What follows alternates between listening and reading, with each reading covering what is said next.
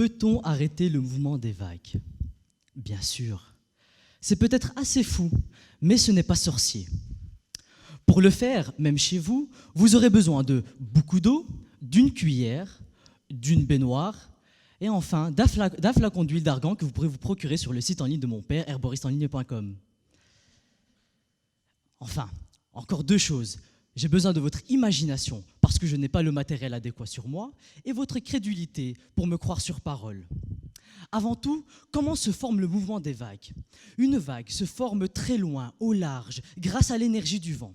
Une partie de cette énergie est transmise à l'eau et contrairement à ce que l'on pense, ce n'est pas l'eau qui se déplace. Elle se déforme suivant le mouvement vertical des ondes, de haut en bas. Hé, Jamy, c'est bien beau tout ça, mais je fais quoi de mon huile et de ma cuillère? Cette huile m'a coûté cher. J'y viens. Lorsque vous versez une cuillère à café d'huile dans de l'eau, que ce soit un étang, un lac ou même la mer, la petite tache d'huile repoussée par l'eau peut se disperser jusqu'à 2000 mètres cubes, formant une fine couche protectrice à la surface de l'eau, empêchant le vent de transmettre sa fameuse énergie. Voilà comment nous pouvons arrêter le mouvement d'une vague. D'ailleurs, pour la petite histoire, les marins versaient des tonnes d'huile alimentaire pour calmer les mers afin de faciliter la navigation. Enfin, pas trop, on ne voudrait pas créer quand même une marée noire supplémentaire. Chauffe Marcel, on peut s'en aller et cette fois-ci, sans faire de vagues.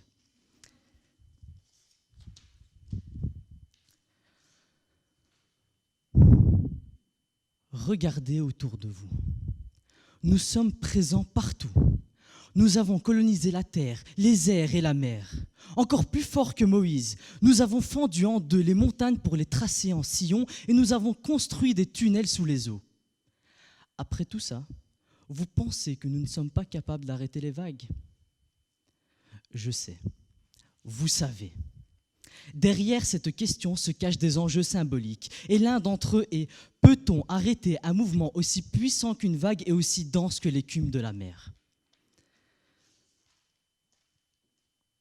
J'imagine cette foule qui avance, cette pandémie qui fait des ravages sans distinction, cette horde de migrants à nos portes ou encore la 5e vague qui a eu lieu dimanche dernier sur le Mont des Arts.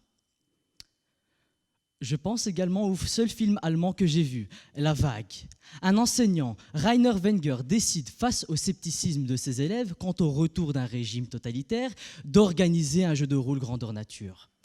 Il soumet ses élèves à une discipline stricte et lance sans trop le vouloir un mouvement qui finira par déborder. Quand soudain, un élève qui surfait à fond sur la vague, rempli de zèle, se laisse emporter et meurt. Pardon pour le spoil, c'est dans cette tragique fin que la vague de Rainer Wenger s'arrêta brusquement. Je vous rassure, pour arrêter une vague humaine, nul besoin d'être aussi radical. Juste à quelques arrêts de métro, postez-vous non loin du théâtre de la Monnaie, mettez-le à votre gauche et observez le flot d'individus qui défilent, entre la rue Neuve et le Décathlon en passant par l'Uniqlo, en moins de 30 secondes.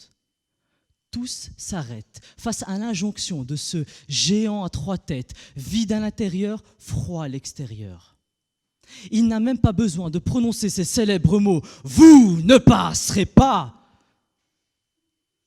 Face au feu rouge, on acquiesce et le mouvement de vague s'arrête.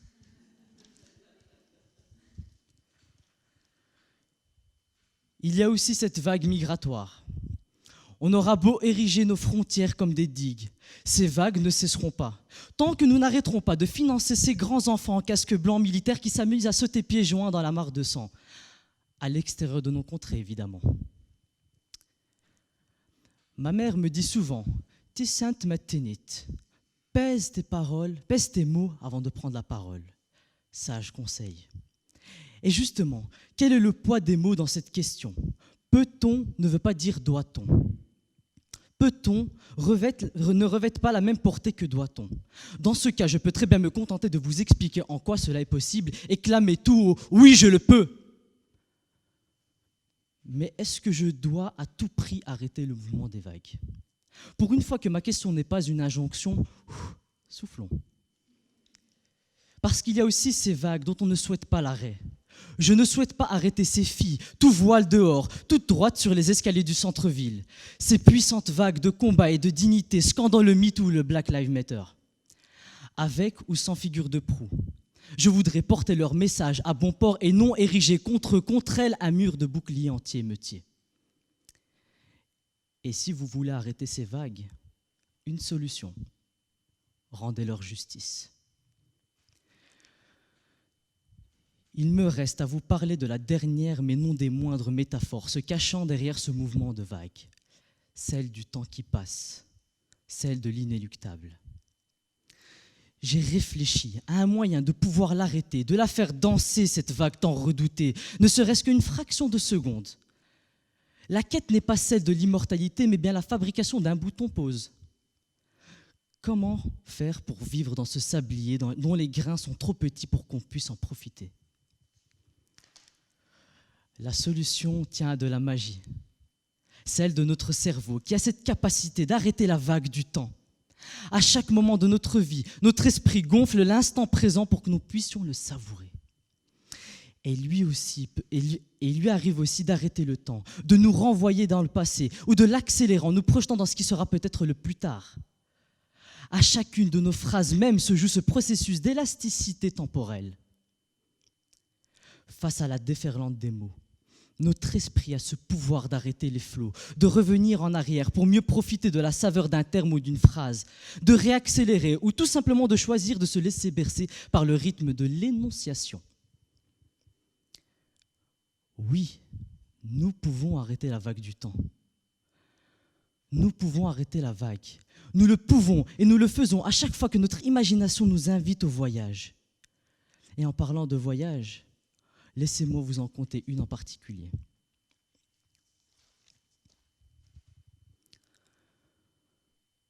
Nous sommes au mois de juillet, sur la côte d'Agadir.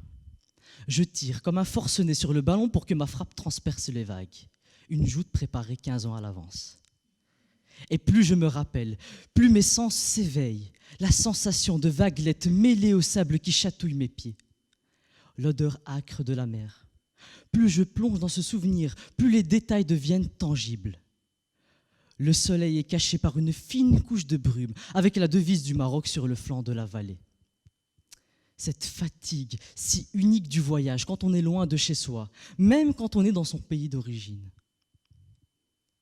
Et je peux encore développer davantage ce souvenir, quitter cet instant pour me plonger entièrement dans le passé, arrêter le mouvement du temps, rien que par la force de ma pensée.